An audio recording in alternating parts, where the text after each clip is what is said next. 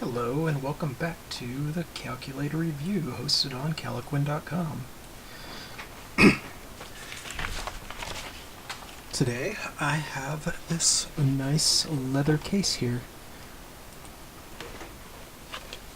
It's a little old, it says made in Taiwan, and gives no real indication of what's inside of it, but given what the title of this channel is and what I do, it's pretty safe to assume that it's a calculator.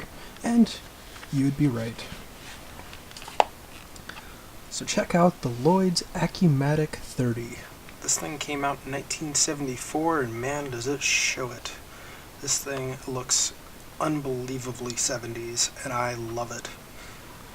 It's got a nice weight to it. It feels really nice. It's got some not coarse plastic, but it's roughened, I guess, plastic. It feels really nice to the touch, and then it's very smooth on the outside. It's a little bit discolored from, nearly 40 years of life, but I think that's definitely part of the charm. So, this thing, like all my other calculators, doesn't currently have batteries in it, so let's see if we can get this battery cover off. And this takes 4 AA batteries. So let's get them in and check this thing out.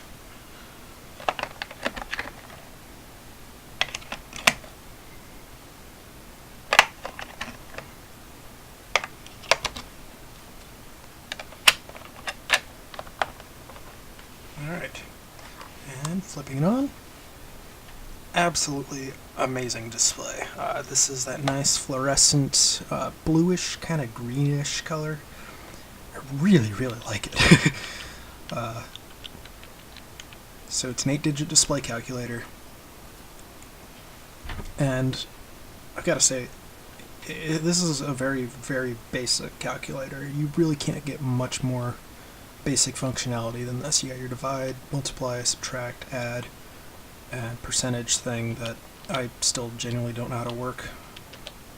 Yeah, I'm not going to pretend to know I know how that works.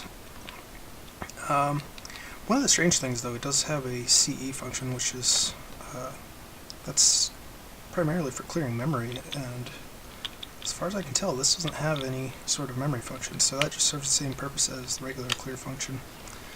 I could be wrong, and I probably am, but I just thought that was kind of odd that they would have a button that isn't necessary. So one thing that's really interesting about Lloyd's calculators from this era of calculators, they all look very similar, but the buttons are just sort of rearranged. Like some of them will have the plus and equal up here, or this will be switched. It's really strange looking at the pictures of them, because it was like they were trying to find out what they wanted these things to look like. They couldn't quite figure out how to do it. And you can kind of tell with this device that they didn't really know what they were doing either, because everything is perfectly aligned with the exception of the 0 button, which for some reason is placed kind of centered here. It doesn't make it look ugly, it's just an odd design choice. I don't know why they wouldn't put an equal sign here maybe, or I don't know, add another button, or they could have got rid of this. And I mean, there were a lot of different options, and like I said, their other devices show how many different options they could have gone with, and did go with. So, I gotta say, I love the way this thing feels.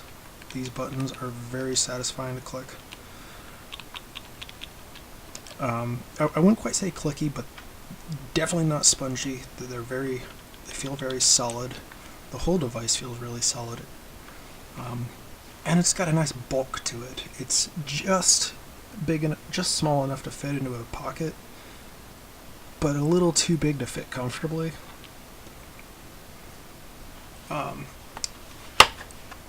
So one of the nice things about these fluorescent displays is, let's put some numbers in here. They're viewable from a lot of angles. So it doesn't really matter where you're looking at this from, you're probably going to be able to see these numbers just fine. The only time you can't is when you start to get at a really steep angle, but it's rare to have a calculator get to that angle. But, you know, if we reverse it about there compared to there, what I'm getting at is it's a nice viewing angle, regardless of how you're looking at it. Really nice on-off click button. So this is capable of external power. I don't have anything that I can plug into this, so using the batteries is just fine. But this can be easily converted into a desktop calculator that you never have to replace the batteries on. That's nice. And, of course, I always give extra points to a calculator that comes with its own leather case. I just think that really exudes class and just gives it that vintage feel. So even without the batteries, this thing's got a really nice weight to it. But, you know, it's not going to work without the batteries unless you have it plugged in, and then you're probably not going to be carrying it. It's going to be fixed on a desk. But anyway, I am very, very happy to add this one to my collection. It was one I found at Goodwill for pretty cheap. I've had this one for a while now. Don't remember exactly when or where I got it. I just know it was Goodwill.